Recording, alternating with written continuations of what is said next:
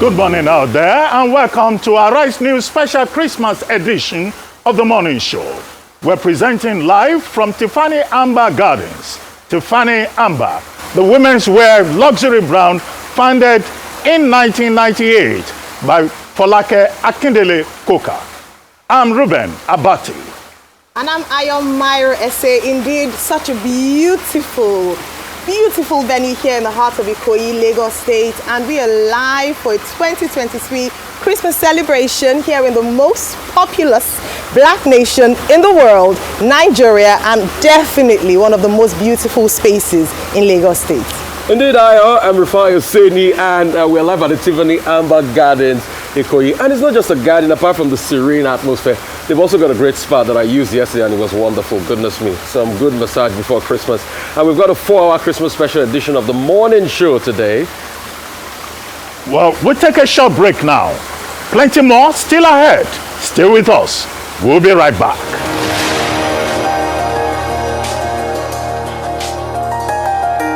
It's a Rice News special Christmas edition of the morning show at Tiffany Amber's Garden.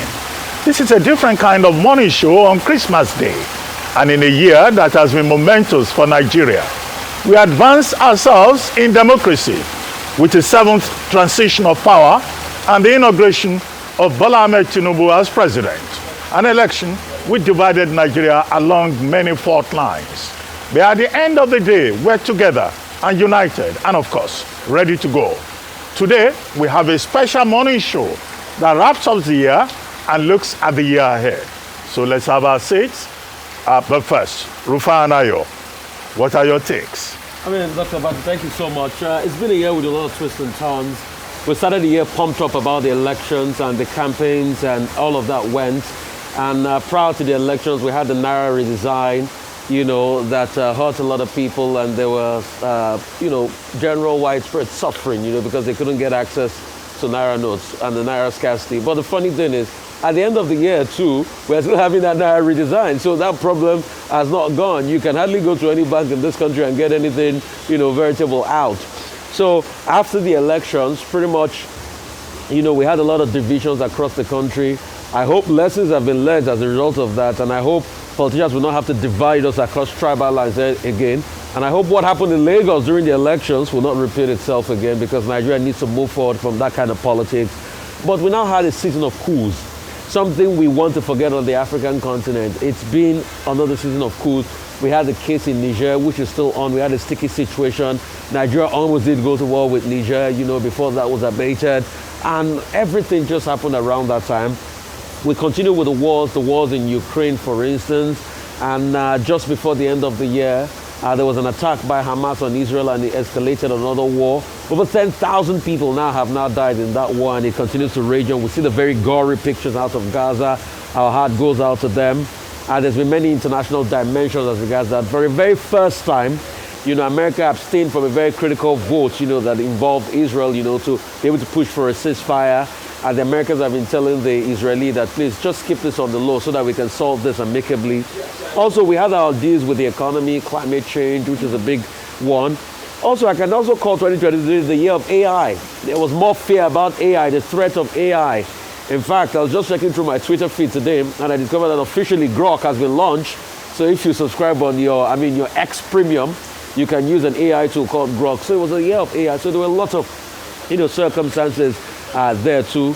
Also, we can't forget the climate change conference, where we had loads and loads of Nigerians go there to COP, and lampooning, of the government.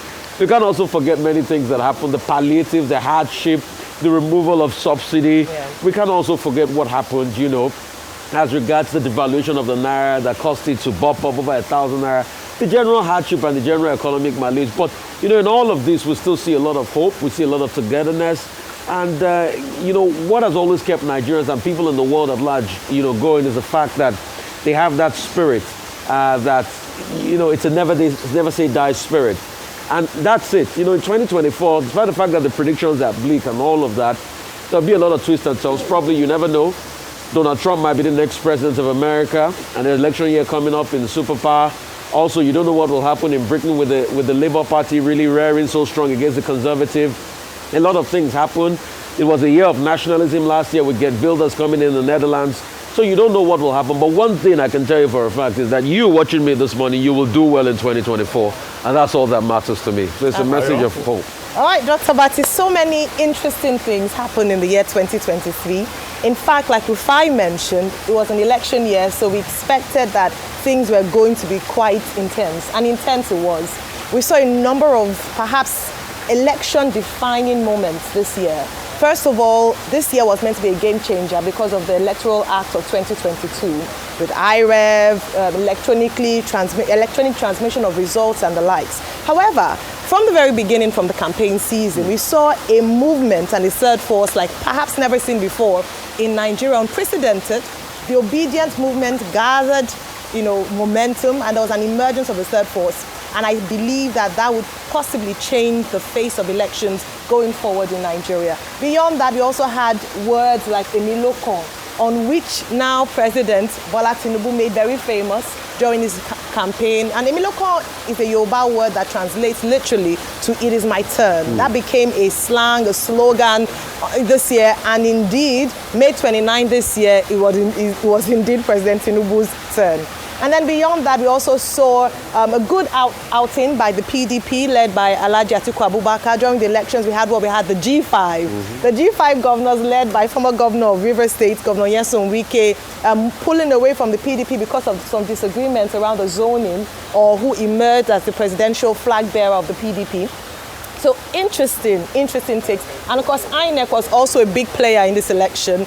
IREV, was it a must-have or a nice-to-have? The laws around that, perhaps looking further into the Electoral Act of 2022 to tweak a few things around legislature. And of course, all eyes on the judiciary, litigations, petitions upon petitions, elections. Have we gotten elections right in Nigeria? Not sure we have, because INEC had a lot of questions to answer. On the international scene, we had gory things with regards to the war between Israel and Hamas.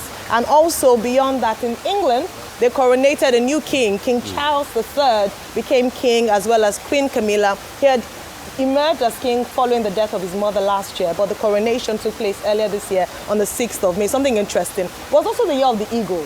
So Victor Osimhen had a fantastic year this year as well in sports. So when we look at the fact that Nigeria hasn't won the CAF African Player of the Year since Kanu Nwankwo in 1999, to see Victor Osimhen emerge fantastic, despite what he had experienced in Napoli. And also, of course, our very own Asisat Oshoala won a record 6th time as well. It was a good outing for Nigeria in sports. We're hoping that next year, 2024, will be not just the year of the eagle, but of the Eagles, Super Eagles, bringing home that African Cup of Nations. Yeah. We're looking forward to that. And so looking forward to an interesting year in the following, in 2024. President Tinubu started on what some would describe as a shaky note, took some bold steps away with fuel subsidy, a few stringent policies, the student loan and the likes. And we're hoping that in 2024 he will consolidate on that and hopefully alleviate the sufferings of Nigeria, as he said during his Christmas Day speech earlier today. So a lot of things to look forward to. 2023 is over. You survived. We're thankful for that, and we celebrate till the end of the year. Come on, 2024. Let's see things shake up and happen. Okay, I think, apart from wishing our many viewers a Merry Christmas, I think it's appropriate to also talk about the essence of Christmas, which is a day for celebration, a day for gift giving, a day for sober reflection, a day for the celebration of the Nativity of Christ. Now, it was in the 4th century that Christmas was fixed on the Gregorian calendar on December 25. And that's why we're celebrating under the Gregorian calendar Christmas on December 25 in many parts of the world. Billions of people are celebrating today. Under the Julian calendar, which is followed by the Eastern Orthodox churches, if we check the Gregorian calendar, they will be celebrating Christmas on January 7th. But since we use the Gregorian calendar, today is Christmas. And what is the essence of Christmas? One, Christmas tells us about the importance of women. You see in the Bible, when Angel Gabriel appeared to Mary, it was about the importance of women. Angel Gabriel told Mary that you have found favor in the eyes of God, and you will bear a son, and he will be named Jesus. Mary was afraid, but Angel Gabriel told her, fear not.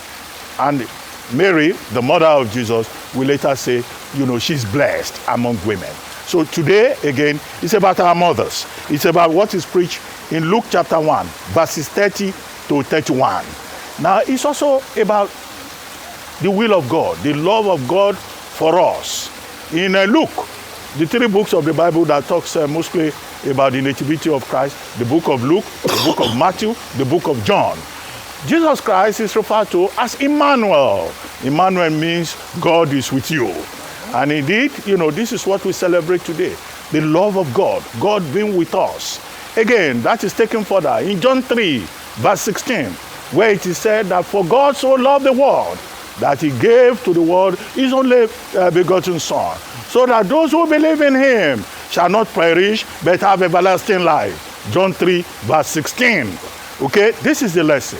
God in human form, coming in human form unto earth so that he can take care of our sins and we can live, have the benefit of the grace, the blessing of God.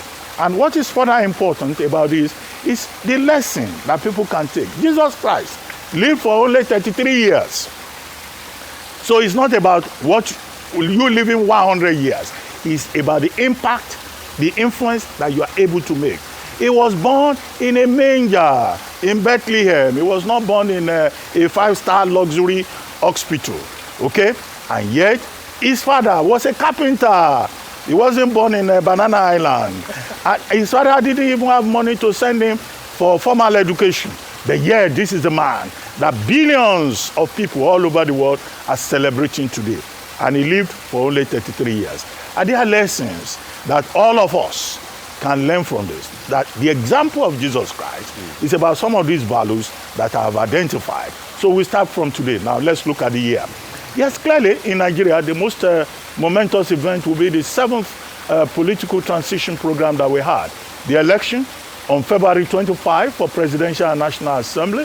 The elections on March 11 for gubernatorial and House of Assembly elections, and also the off-cycle elections of November 11 in 3 states of the Federation, all conducted under the Electoral Act 2022, which was an amendment of the Electoral Act 2010, which was said to be predicted that it would be a game changer because of the introduction of technology and many of the innovations in many sections of that act regarding participation of persons with disability, regarding electronic transmission of results, regarding Section 3, which says INEC would be given money early enough, regarding the timing of elections and all of that. But as it turned out, what we have seen is that yes, Nigeria survived despite the challenges.